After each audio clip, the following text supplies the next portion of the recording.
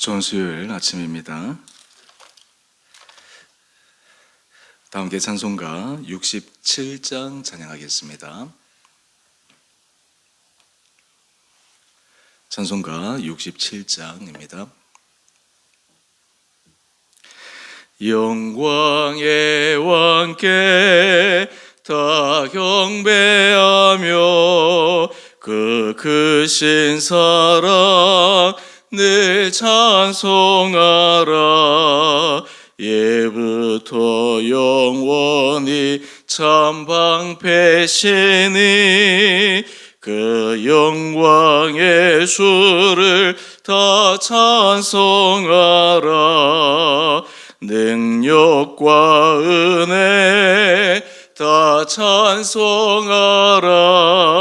그 옷은 햇빛 그 씹은 궁창 그 노래 소리로 주노하시고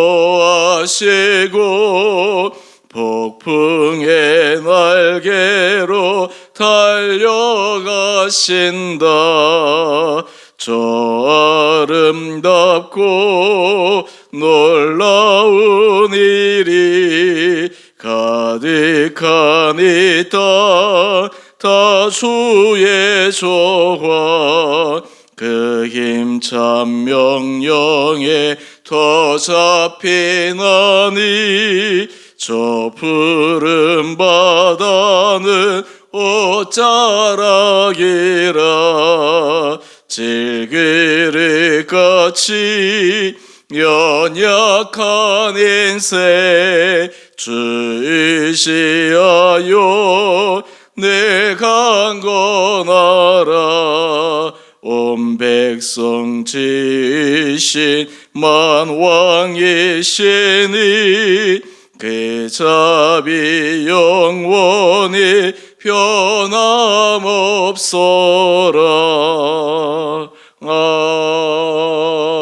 아멘.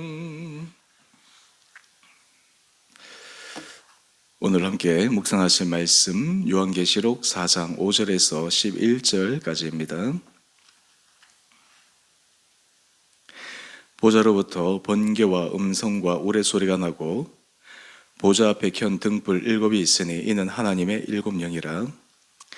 보좌 앞에 수정과 같은 유리바다가 있고 보좌 가운데와 보좌 주위에 네 생물이 있는데 앞뒤에 눈들이 가득하더라. 그 첫째 생물은 사자 같고 그 둘째 생물은 송아지 같고 그 셋째 생물은 얼굴이 사람 같고 그 넷째 생물은 날아가는 독수리 같은데 네 생물은 각각 6 날개를 가졌고 그 안과 주위에는 눈들이 가득하더라. 그들이 밤낮 쉬지 않고 이르기를 거룩하다 거룩하다 거룩하다. 주 하나님 곧 전능하신 이여 전에도 계셨고 이제도 계시고 장차 오시리라 하고 그 생물들이 보좌에 앉으사 사세토록 살아계시는 이에게 영광과 존귀와 감사를 돌릴 때에 24장로들이 보좌에 앉으신 이 앞에 엎드려 세세토록 살아계시는 이에게 경배하고 자기의 관을 보좌 앞에 드리며 이르되 우리 주 하나님이여 영광과 존귀와 권능을 받으시는 것이 합당하오니 주께서 만물을 지으신지라 만물이 주의 뜻대로 있었고 또 지으심을 받았나이다 하더라. 아멘. 좋은 수요일 아침입니다. 우리 간밤에 흰눈이 많이 와서 온 세상이 하얗게 되었습니다. 차를 타고 교회 오면서 문득 드는 생각이 이렇습니다. 이 눈이 온 세상에 내리니까 다 하얘지고 그 안에 여러 가지 지저분하고 이런 것들이 그냥 눈으로 다 가려져서 백색으로 변하게 되었는데 예수 그리스도의 보혈의 공로가 우리의 삶에 임할 때 하나님 앞에서 우리의 삶의 모습이 저렇게 되는 것이구나 라는 그런 생각들을 해보게 됩니다. 우리가 계속해서 요한계시록 말씀을 묵상하고 있습니다. 요한계시록은 사람들이 흔히 계시의 책, 종말에 관한 책, 그래서 굉장히 이해하기도 어렵고 또 그 안에 해석도 어렵기 때문에 조심스러워하는 것이 사실입니다. 실제로 많은 이단들이 성경 해석에 있어서 오류를 범하는 책 가운데 대표적인 책이 요한계시록입니다. 왜냐하면 이것은 계시에 관한 책이고 실제 사건이나 역사 현장 가운데 있는 것이 아니라 오실 일, 장차 될 일에 대한 것이어서 그 역사적으로나 사실적으로나 그것을 확정할 수 있는 다른 방법이 없기에 제각각의 해석들이 무분별하게 남발되고 전통 교리 안에서 해석되지 않고 잘못 해석되어서 사람들을 사이비 이단으로 끌고 가기도 합니다. 오늘 요한계시록 전체에 있어서 주요한 주제가 무엇인가 라고 하는 것을 오늘 본문을 통해 함께 살펴보기를 원합니다. 우리 큐티 제목을 보시면 전능하신 창조주께 합당한 경배. 계시록에 있어서 계시의 모든 초점은 물론 심판, 이런 무서운 면도 있지만 결국은 온 천지 만물을 주관하신 하나님, 전능자 하나님, 오직 그분만이 하나님임을 고백하고 그분께 경배하고 그분께 찬양하고 그분께 감사하는 삶을 살아가는 것. 사실 이러한 삶의 자세가 오실 예수님 재림에 대한 임박한 생각을 가지고 살아가는 가장 중요한 자세일 것입니다. 여러분, 그런 삶의 자세를 가지고 있다면 우리는 이 세상에 우리 마음을 전적으로 두어서 주님, 지금 당장 오시는 것은 좋지 않습니다. 저는 여기 있는 것이 좋사오니 좀 하루 이틀 또 아니면 한참 후에 아니면 나중에 오십시오. 제가 이 세상이 좋아서 이 세상이 즐거워서 라고 하는 그러한 생각에 빠지지 않을 수 있습니다. 어제도 제가 설교할 때 말씀을 드렸지만 지금 요한계시록을 썼던 당시 사도 요한이 처한 초대교회의 상황은 결코 평안한 상태가 아니었습니다. 교회의 전성기 행복한 시기가 아니었습니다. 교회적으로는 가장 큰 위기의 순간이었습니다. 로마 황제에 의해서 극심한 핍박을 받고 있었습니다. 로마 황제는 자신을 신격화시켜서 로마 백성들뿐만 아니라 그 나라가 점령한 모든 점령국에 있는 사람들까지도 로마 황제를 숭배하도록 했는데 거기에 대해서 목숨을 걸고 저항한 바로 그 사람들이 그리스도인이었습니다. 그래서 초대교인들은 이 황제 숭배 사상이 만연되어 있는 로마 당시 문화 속에서 예수를 믿으면 죽음에 이르는 그러한 굉장히 위험한 상황에서 신앙생활을 하고 있었습니다. 여러분, 그렇다면 그들의 마음이 어떻겠습니까? 우리가 삶의 자리에 하나님 앞에 감사와 기쁨에 그런 제사를 올려드릴 때 우리가 흔히 생각하는 마음에 무의식적 전제가 있습니다. 내게 좋은 일이 일어나고 내가 생각하는 것보다 더 잘 되고 승승장구하고 그런 것들이 우리 마음속 깊이 어느 정도 있지 않습니까? 그런데 지금 초대교회 당시의 상황은 삶이 그렇게 호락호락하지 않고 어떻게 보면 자신의 믿음이 상대방에게 또 정부 당국에 노출되면 순교의 그 위협 앞에 서 있는데 그들의 신앙생활을 어떻게 해야 되겠는가라는 것입니다. 그런데 신기한 것은 이 신앙이 이어져 올 수 있었던 비결이 무엇일까요? 여러분, 신앙이라고 하는 것은 사람에게 위안도 주고 희망도 주고 소망을 주는 것이어야 하는데 그 상황 가운데서 어떤 신앙을 가지고 있었기에 그들이 이겨내었는가라고 하는 것입니다. 오늘 바로 그 핵심을 요한계시록 4장 5절에서 11절 말씀을 통해 우리가 함께 살펴보기를 원합니다. 오늘 본문에 보면 여기는 네 생물의 모습 또 그리고 24장로의 모습을 묘사하고 있습니다. 사실은 우리가 하늘의 영광, 하나님 나라의 보좌에 대해서 참 묘사한다는 것이 지극히 어려울 것입니다. 왜냐하면 이 세상에 뭔가 비유될 만한 그런 대상들이 있어야 되는데 그것을 초월해 있기 때문에 참 그것을 묘사해낸다는 것이 얼마나 어렵겠습니까?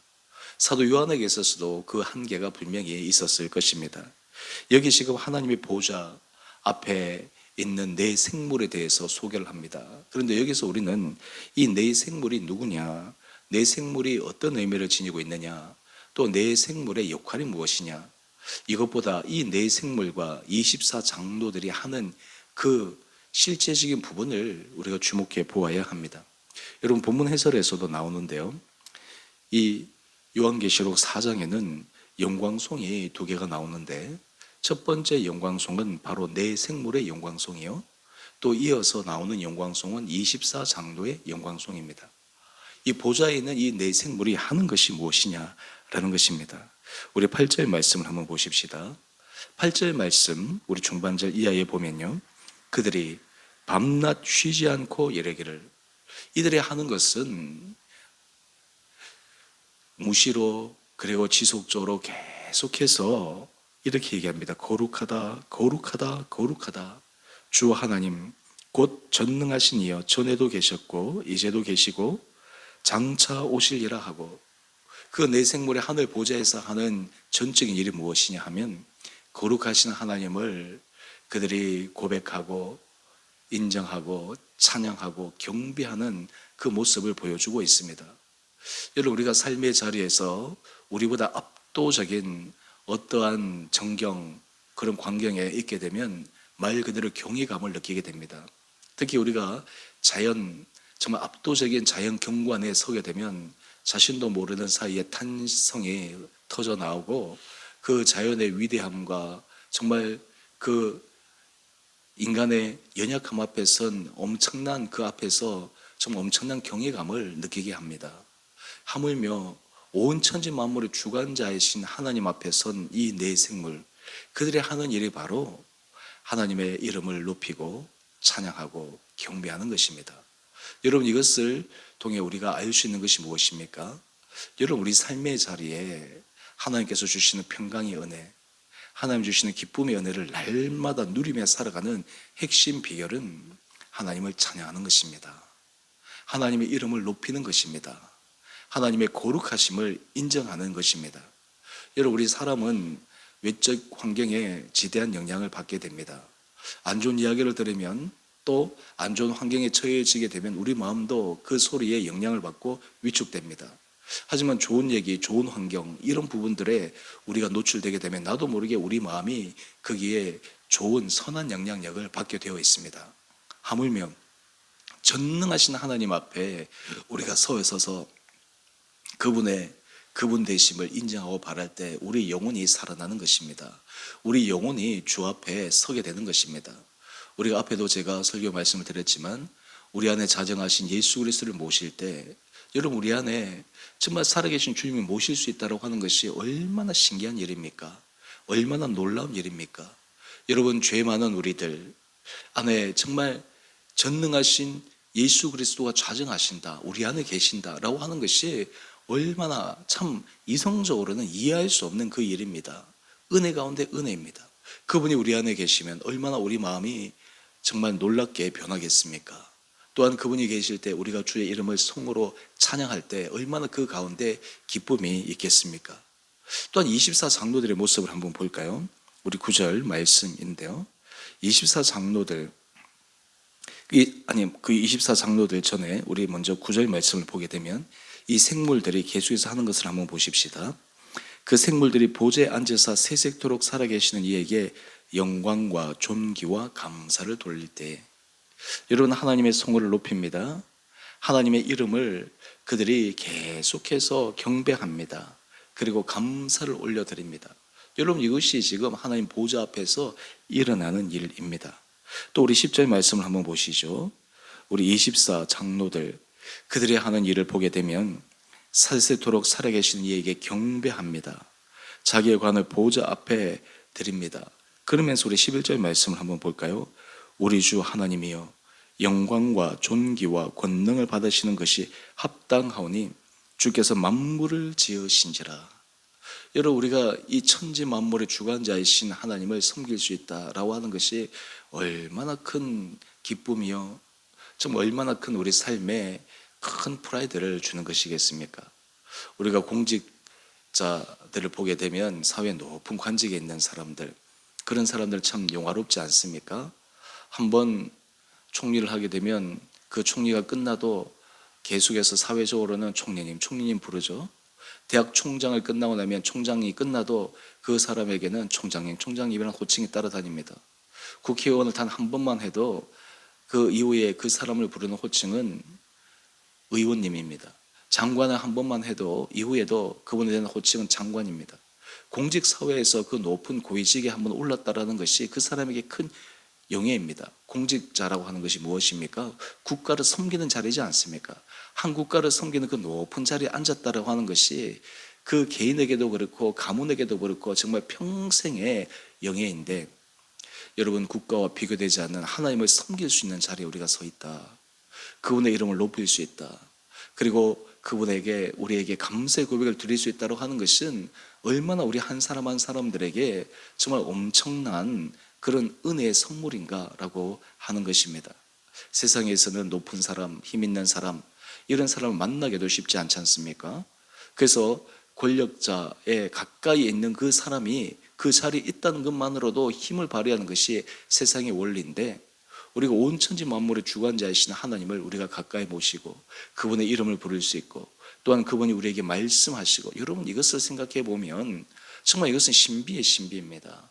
이 은혜를 생각하면 그 어떤 세상의 것보다 정말 우리는 하나님 앞에 축복된 자라고 하는 것을 인정하지 않을 수 없습니다. 오늘 여러분의 삶의 자리에 우리가 새로운 기쁨을 회복하기를 원하십니까? 우리 마음이 정말 평안과 우리가 하나님 앞에서 진정한 축복을 누리며 살아가기를 원하십니까? 가장 중요한 방법 가운데 하나는 주님의 이름을 높이는 것입니다. 그분의 이름을 경배하는 것입니다. 그분께 찬양하는 것입니다. 감사하는 것입니다. 여러분, 그러면 우리 영혼이 살아납니다. 우리의 존재 자체가 주 앞에서 새로운 피조물로 거듭나 우리가 얼마나 이 세상에서 가치 있는 존재임을, 하나님의 사랑받는 거룩한 자녀인지를 절실하게 깨닫게 됩니다. 오늘 이런 은혜가 우리 온 사랑하는 성도들 한 분 한 분들 가운데 있게 되기를 원합니다. 우리 개인적 삶도 그렇고 가정도 그렇고, 특별히 우리 주원의 교회가 정말 주님의 이름을 높이는데, 경배하는데 거룩하고 귀하게 쓰임받을 수 있게 되기를 원합니다. 또한 그것을 통해서 주변의 많은 사람들에게 정말 선한 영향력을 끼쳐가기를 원합니다. 특별히 우리 주원의 교회를 위해서 여러분들이 함께 많이 기도해 주시고, 이 교회가 정말 주님의 선한 도구로 예수님께서 말씀하신 지상명령, 정말 땅 끝까지 이르러 모든 민족에게 복음을 전하고 제자 삼는 그 일에 우리 교회가 앞으로도 계속해서 쓰임받기를 소망하며 은혜를 구하는 그 기도가 주님 앞에 드려지는 귀한 하루 될 수 있게 되기를 간절히 원합니다. 오늘 이 말씀을 통해 우리 온 사랑하는 성도들 한 분 한 분들의 삶이 축복의 삶으로 오늘 하루도 이어지기를 주님의 이름으로 축원드립니다. 함께 기도하겠습니다. 사랑의 주님, 오늘 말씀을 통해 말씀을 묵상하며 하나님의 이름을 높이며 찬양하며 감사함으로 우리 영혼이 살아나게 하여 주시옵소서. 주님, 세상을 바라볼 때 우리 마음은 지치고 한숨이 나올 수밖에 없지만, 살아계신 주님을 바라볼 때 우리에게 찬양이 나오고 감사가 나오고, 그를 통해 기쁨이 터치고, 그를 통해서 우리 사랑하는 성도들 삶의 자리자리가 하루하루가 정말 생명력이 넘치는 은혜의 삶을 살아가게 하여 주시옵소서. 특별히 주님, 우리 주원의 교회가 정말 주님의 이름을 높이는 데 쓰임받는 거룩한 교회 되기를 원합니다. 아버지, 이 교회를 통해 하나님의 살아계심을 드러내는 데 쓰임받는 거룩한 교회 되기를 원합니다. 성령 충만함으로 우리 교회를 온전히 붙들어 주시고 주장하여 주셔서 우리 온 사랑하는 성도들이 전심으로 주를 찬양하며 주의 이름을 높이며, 또한 우리의 입술의 고백뿐만 아니라 실제적인 삶과 삶의 실천을 통해서 우리 공동체 사역을 통해 하나님의 되심을 드러내는 데 쓰임받는 거룩한 교회 되게 하여 주시기를 우리를 사랑하신 예수님 이름으로 감사기도 드리옵나이다. 아멘. 하늘에 계신 우리 아버지, 아버지의 이름을 거룩하게 하시며 아버지 나라가 오게 하시며 아버지의 뜻이 하늘에서와 같이 땅에서도 이루어지게 하소서. 오늘 우리에게 일용할 양식을 주시고 우리가 우리에게 잘못한 사람을 용서하여 준 것 같이 우리의 죄를 용서하여 주시고 우리의 시험에 빠지지 않게 하시고 악에서 구하소서. 나라와 권능과 영광이 영원히 아버지의 것입니다. 아멘. 오늘도 믿음으로 승리하시는 복된 하루 되시기를 바랍니다.